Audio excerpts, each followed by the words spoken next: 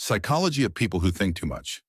You were supposed to sleep an hour ago, but instead you're lying there replaying a conversation from 3 days ago, rewording what you said, calculating what they actually meant, and running 17 different versions of a situation that already happened and cannot be changed.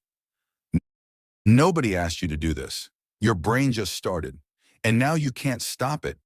This is not overthinking. That word makes it sound like a bad habit you could drop if you tried harder. What's actually happening is something more structural than that, and understanding it changes how you see yourself.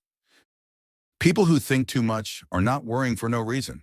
Their brains are running a process called predictive modeling, constantly scanning for what could go wrong, what was left unsaid, what might happen next.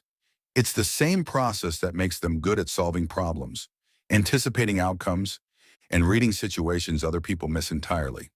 The brain doesn't have an off switch for this. It runs the same process at 2 a.m. that it runs at 2 p.m. The difference is that at 2 a.m., there's nothing else competing for its attention. There's also a layer most people don't talk about. People who think too much tend to have extremely high standards for their own thinking. They don't just have a thought, they examine it. They question it. They wonder if it's accurate, if it's fair, if it says something about who they are. A single passing thought becomes a full internal investigation. This is called metacognition, thinking about your own thinking. And while most people do it occasionally, the person who thinks too much does it almost constantly, often without choosing to. The exhausting part isn't the thinking itself. It's that the thinking rarely lands anywhere. They go in circles. They analyze the same thing from 10 different angles and arrive back at the beginning. Not because they're irrational, but because the mind is searching for certainty in situations that don't have it. And it won't stop searching until it finds it.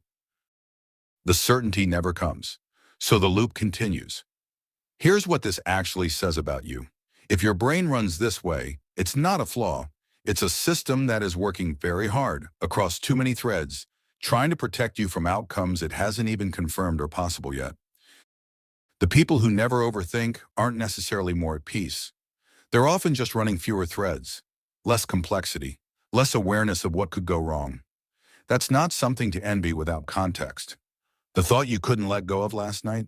Your brain wasn't torturing you. It was trying to solve something it didn't have enough information to close. Give it something concrete to land on, and it will.